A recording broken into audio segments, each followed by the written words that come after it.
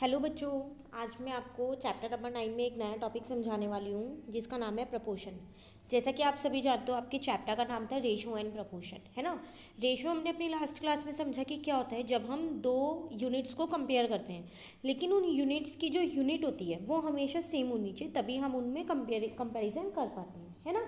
चलिए आज बात हम करते हैं प्रपोर्शन की। देखो, प्रपोर्शन भी वही चीज़ है कि जब हम दो यूनिट्स को, दो चीज़ों को कंपेयर करते हैं। लेकिन यहाँ पर क्या होता है, जैसे कि आपके पास एक यूनिट है, अगर मैं आपको बोलूँ टमाटोज, जैसे ये आपकी बुक में भी सेम एग्जांपल दे रखा है, तो अब मैं यहाँ पर दो बॉयज़ ले लेती हूँ या दो गर्ल्स ले लेती हूँ या एक बॉय एक गर्ल ले लेती हूँ। जैसे इन्होंने यहाँ पर लिया रितु और शिवम। तो रितु ने पता है क्या किया, 6 kg टमाटोज़ खरीदे हैं 72 रुपीज़ के, जबकि शिवम ने पता है क्या किया, 10 kg टमाटोज़ खरीदे हैं 120 रुपीज़ के। ठीक है, अब आप यहाँ पर देखो कि जो ये 6 kg टमाटोज़ है 72 रुपीज़ के है और 10 kg टमाटोज़ 120 का है। तो आप इसे ऐसे ही देख के तो नहीं बता सकते हो कि कौन सा बड़ा है या कौन सा छोटा है। हाँ, लेकिन हाँ, इनकी आप अलग अलग रेशोज़ निकाल सकते हो। जैसे अगर मैं बोलूँ जो रितु ने टमाटोज़ खरीदे हैं, अगर उसकी रेशो हम जाने वो 6 kg है और जो शिवम ने खरीदे हैं वो 10 kg है, तो मैंने क्या किया, टमाटोज़ की रेशोज़ अलग निकाल ली और कॉस्ट की रेशो अलग निकाल ली। कॉस्ट है 72 और 120। ठीक है, तो वही चीज़ देखो यहाँ पर लिखी हुई है, ये ratio of mass of tomatoes brought by Ritu to the mass of tomatoes brought by Shivam. तो ये हमने क्या किया, टमाटोज़ की रेशो निकाल ली। उसी तरीके से रेशो ऑफ कॉस्ट, तो ये उन दोनों की कॉस्ट की रेशो निकाल ली। ठीक है, अब आगे आपके पास यहाँ पर देखो लिखा है, दस ratio of mass of tomatoes is equals to ratio of their cost. तो देखो आप देख रहे हो कि ये दोनों ही रेशो मेरी इक्वल आई हैं। तो जब ये दोनों रेशो इक्वल आई हैं तो इसका मतलब रितु और शिवम ने दोनों ने सेम रेट पे ही वो टमाटोज़ खरीदे हैं, बस क्वांटिटी अलग है। एक ने ज़्यादा खरीदे हैं, एक ने कम खरीदे हैं, लेकिन उनकी पर यूनिट जो रेट है वो दोनों की ही सेम है, अगर ये रेशो सेम आई है। ठीक है, तो जब दो रेशो इक्वल हो जाए ना तो उसको हम बोलते हैं ये प्रपोर्शन में है। तो इस प्रपोर्शन में भी रेशो का ही यूज़ हो रहा है, ऐसा नहीं है कि रेशो का यूज़ नहीं हो रहा है। ठीक है, तो यहाँ पर आप क्या करते हो, अलग अलग निकालते हो, क्वांटिटी की अलग निकाल लेते हो और कॉस्ट की अलग निकाल लेते हो। अगर वो दोनों सेम आ रही है तो वो प्रपोर्शन में है, और अगर वो दोनों सेम नहीं आ रही तो वो प्रपोर्शन में नहीं है। ठीक है, अब यहाँ पर बात आती है कि जितने भी क्वेश्चन आएंगे सब में क्या ऐसे अलग अलग निकाल के चेक करना है, बिल्कुल नहीं। जब हम कह रहे हैं यहाँ पर कि ये प्रपोर्शन में है तो प्रपोर्शन का अपना ही एक फॉर्मूला होता है। ठीक है, सबसे पहली बात तो प्रपोर्शन को डिनोट कैसे करते हैं हम वो देख लेते हैं। देखो, प्रपोर्शन में है मतलब वो इक्वल है, यही बात हो रही है ना, इक्वल है।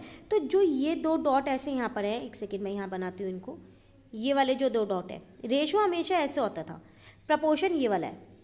तो इसका मतलब होता है इक्वालिटीज़ ऑफ टू रेशोज़, मतलब दो रेशोज़ जो हैं, किसी भी एक क्वांटिटीज़ को हमने कंपेयर किया या कॉस्ट को हमने कंपेयर किया, उनसे जो दो रेशोज़ निकली हैं वो दोनों रेशोज़ मेरी इक्वल हैं। तो ये वो इक्वालिटी का साइन है जो रिप्रेजेंट करता है। ठीक है, अब बात आती है हम इसको लिखेंगे कैसे, क्या अलग अलग ही करेंगे? नहीं, देखो प्रपोर्शन का एक फॉर्मूला होता है A रेशो B, फिर ये डबल रेशो मतलब कि इक्वालिटी वाला जो साइन था C, फिर रेशो आ जाएगा D। अब बात आती है ये ABCD है क्या चीज़। ठीक है, चलिए यहाँ पर देखते हैं। देखो आपको दिख रहा है यहाँ पर लिखा हुआ है ABCD। ठीक है, तो जो बाहर के हैं A और D, B और C तो इनके अंदर है ना A और D के, तो जो A और D बाहर के हैं उनको बोलते हैं हम एक्सट्रीम, ये इनका नाम है। और जो ये अंदर के हैं B और C, इनको हम बोलते हैं मीन। समझ में आया? B और C जो अंदर के हैं उनको बोलते हैं हम मीन्स, और जो A और D बाहर के हैं उनको हम क्या बोलते हैं, एक्सट्रीम्स। ठीक है, अब पता कैसे चलेगा कि प्रपोर्शन में है या नहीं? यहाँ तो हमने अलग अलग निकाल के कर लिया। अब आप क्या करो, ABCD की वैल्यूज़ को पुट कर दो। पुट करने के बाद बीच के दोनों को मल्टीप्लाई करके देख लो, मतलब मीन्स को मल्टीप्लाई करके देख लो। अब एक्सट्रीम्स को मल्टीप्लाई करके देख लो, मतलब A और D को मल्टीप्लाई करके देख लो। तो अगर मैं यहाँ लिख दूँ तो B into C is equal to A into D. तो अगर ये दोनों इक्वल आ रहे हैं तो प्रपोर्शन में है, और अगर ये दोनों इक्वल नहीं आ रहे तो वो प्रपोर्शन में नहीं है। ठीक है, अब ये ABCD मिलेंगे कहाँ से, ये भी एक पॉइंट आता है। तो कहाँ से मिलेंगे, अगर हम ये रितु और शिवम वाला ही अपना एग्जाम्पल ले लें तो देखो 6 kg टमाटोज थे मेरे पास। ठीक है, तो यहाँ आपके पास ये रेशो भी बनी हुई है, मैं आपको दिखा देती हूँ कहाँ बनी है, एक सेकेंड। तो देखो हमेशा ध्यान रखना, A के साथ C कनेक्ट होता है और B के साथ D कनेक्ट होता है। 6 kg टमाटोज थे, B वाली जगह मैंने खाली छोड़ दिया और C वाली जगह में उसकी कॉस्ट लिख दी 72। ठीक है। फिर 10 kg टमाटो थे, तो बी वाली जगह पे 10 लिखूंगी और जो डी आएगा उसकी जगह पे कितना लिख दूंगी 120। बन गए ना मेरे ए बी सी डी। तो 6, 10, 72 और 120, तो ए बी सी डी की वैल्यू आ गई। अब हम चेक कर लेंगे कि ये प्रपोर्शन में है या नहीं है। ठीक है, तो कैसे करेंगे, ए इंटू डी कर देंगे और बी इंटू सी कर देंगे। तो अगर प्रोडक्ट ऑफ एक्सट्रीम मेरा मल्टीप्लिकेशन जो एक्सट्रीम्स का वो मीन्स के बराबर आ गया तो ये प्रपोर्शन में है, वरना ये प्रपोर्शन में नहीं है। तो अब आपको ये बनाना आ गया ए बी सी डी। ए के साथ जो है वो सी कनेक्ट होता है और बी के साथ जो है वो डी कनेक्ट होता है। तो जो अगर आप ए वाली इन्फॉर्मेशन लिख रहे हो तो उसका दूसरा जो होगा, जैसे यहाँ 6 kg कॉस्ट टमाटोज़ की कॉस्ट 72 थी, तो अगर आप ए पे 6 लिख रहे हो तो सी पे उसकी कॉस्ट लिखोगे। उसी तरह आप अगर बी पे 10 kg लिख रहे हो तो डी पे उसकी कॉस्ट लिखोगे। ठीक है, अब प्रोपोर्शन पूरा समझ में आ गया। अब आते हैं हम अपनी एक्सरसाइज पे। देखो पहला क्वेश्चन बहुत आसान है, आपसे कह रहा है कि बताओ which of the following are in proportion, इनमें से कौन से प्रपोर्शन में है। तो अभी हमने किया प्रपोर्शन में वो तभी होंगे जब प्रोडक्ट ऑफ मीन्स जो है वो प्रोडक्ट ऑफ एक्सट्रीम्स के बराबर होंगे, वरना वो प्रपोर्शन में नहीं होंगे। यही किया था। तो चलिए सबसे पहली बात तो हम यहाँ लिख लेते हैं, ये 21 रेशो में लिखते हैं 35, 24 और 40। तो जो बीच वाले ये दोनों नंबर है ये मीन्स थे और जो ये वाले नंबर है ये प्रोडक्ट्स थे, एक्सट्रीम्स थे। तो इसका मतलब अगर 21 इंटू 40 जो है वो किसके बराबर हुआ, 35 इंटू 24 के बराबर हुआ, तो ये प्रपोर्शन में है, तो दे आर इन प्रपोर्शन। लेकिन अगर बराबर नहीं हुआ तो they are not in proportion. तो एक बार जल्दी से आंसर चेक कर लेते हैं। अब आपको कंसेप्ट समझ में आ गया ना, हर क्वेश्चन में यही लगना है। देखो ये मैंने कर दिया यहाँ पर। ठीक है, तो इक्वल आ रहे हैं तो दे आर इन प्रपोर्शन। ठीक है ना, तो क्वेश्चन नंबर 1 पूरा ही ऐसे होगा, बस आपको यही चेक करना है सबके अंदर। क्वेश्चन नंबर 2 भी इसी पे ही बेस्ड है। देखो कह रहा है find the value of x in each of the following proportion. अब कह रहा है ये पहले से ही प्रपोर्शन में है, आपको चेक नहीं करना है। वो लिखा है in each of the following proportion, तो इसका मतलब ये तो प्रपोर्शन में है। तो अगर हम यहाँ लिखें तो 2:3 x और फिर 6 है, तो प्रपोर्शन में है तो इन दोनों का मल्टीप्लाई इन दोनों के मल्टीप्लाई के बराबर होगा। तो इसका मतलब 3 इंटू एक्स जो है वो 2 इंटू 6 के बराबर होगा। तो अब आपको यहाँ से x का मान, x की वैल्यू निकालनी है। तो कैसे निकालोगे x की वैल्यू, तो इस x को यहीं छोड़ दो, ये 3 मल्टीप्लाई का, इसको इधर ले आओ, ये डिवाइड का हो जाएगा। इसको इससे कट किया, 2 आ गया, 2 इंटू 2 4 आ गया। लो x की वैल्यू आ गई आपके पास। तो क्वेश्चन में सेम वही लगेगा, product of extremes is equals to product of means. बस फ़र्क यहाँ पर इतना आ जाएगा कि यहाँ आपको एक जो वैल्यू है वो नहीं दे रखी, वो निकालनी है, पर आपको ये बता रखा है कि जो पूरा आपके पास पार्ट है ये प्रपोर्शन में है। जबकि आपको फर्स्ट वाले क्वेश्चन में तो ये शो ही करना था कि वो प्रपोर्शन में है या नहीं है। तो जब शो करना है तो मल्टीप्लाई करके देख लो, इक्वल है तो येस लिख दो, इक्वल नहीं है तो नो लिख दो। और जब आपको वैल्यू निकालनी है तो इसका मतलब वो पहले से ही प्रपोर्शन में है, तो इधर उधर वैल्यूज़ को घुमा के उसकी वैल्यू निकाल दो एक्स की। ठीक है, मैं आपको एक बार सॉल्यूशन दिखा देती हूँ। ये आपके पास फर्स्ट वाले का सॉल्यूशन था,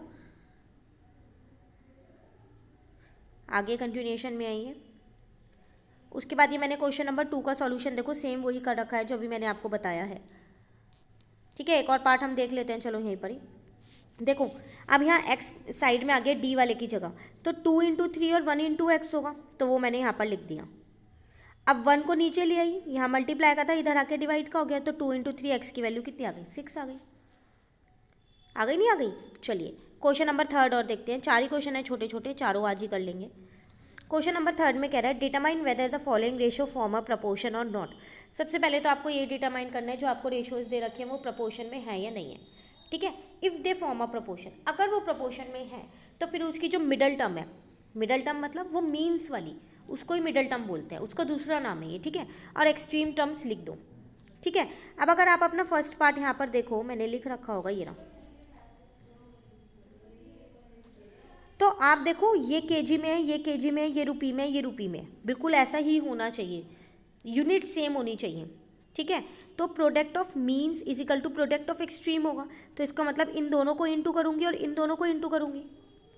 तो इन दोनों को इंटू करके मैंने यहाँ पर ये लिख दिया और इन दोनों का मल्टीप्लिकेशन ये रहा। जब दोनों को मल्टीप्लाई किया तो ये इक्वल आ गए, तो इसका मतलब दे आर इन प्रपोर्शन। तो वो कह रहा था कि अगर प्रपोर्शन में है तो मिडल टर्म भी लिखनी है आपको और एक्सट्रीम टर्म भी लिखनी है। तो मिडल टर्म ये बीच वाली टर्म्स हो जाएंगी, तो वो मैंने यहाँ लिख दी, और एक्सट्रीम टर्म्स ये कॉर्नर वाली टर्म्स हो जाएंगी जो लास्ट में, वो मैंने यहाँ लिख दी।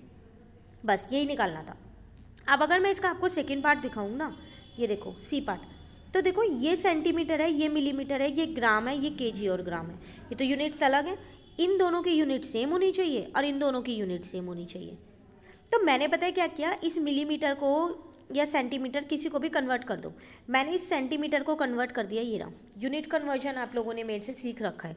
तो 1 सेंटीमीटर में 10 मिलीमीटर होते हैं, तो 2 सेंटीमीटर में कितने होंगे, 20 मिलीमीटर।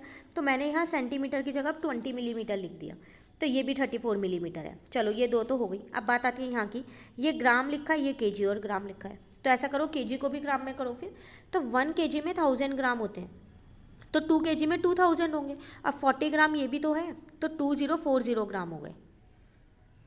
अब सारी यूनिट्स बराबर हो गई, ये दोनों एक जैसी होनी चाहिए और ये दोनों एक जैसी होनी चाहिए, बराबर है। बस अब प्रोडक्ट ऑफ एक्सट्रीम और प्रोडक्ट ऑफ मीन करके निकाला तो दोनों ही इक्वल आ रहे थे। तो ये प्रपोर्शन में है।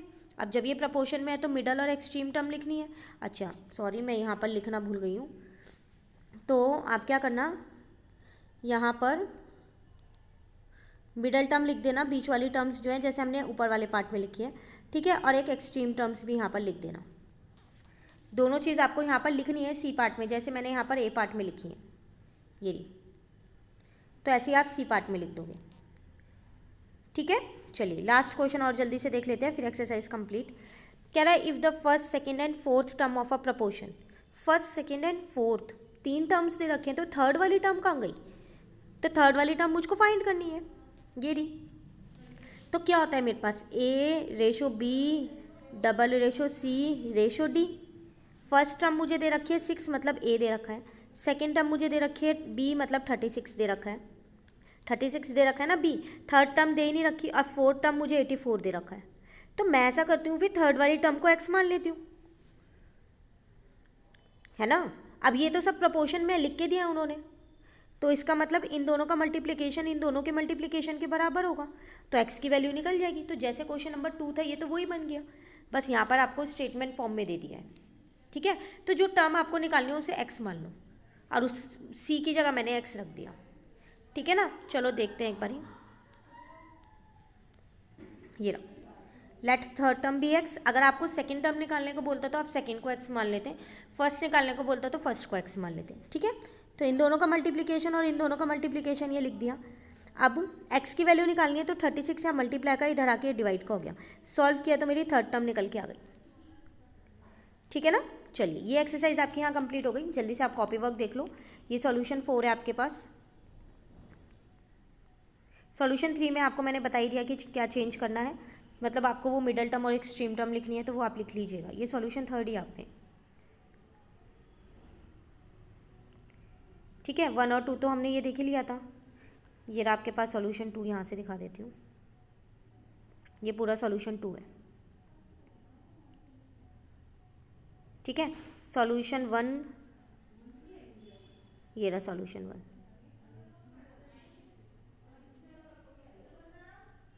ये उसके आगे का ही पार्ट ये रहा,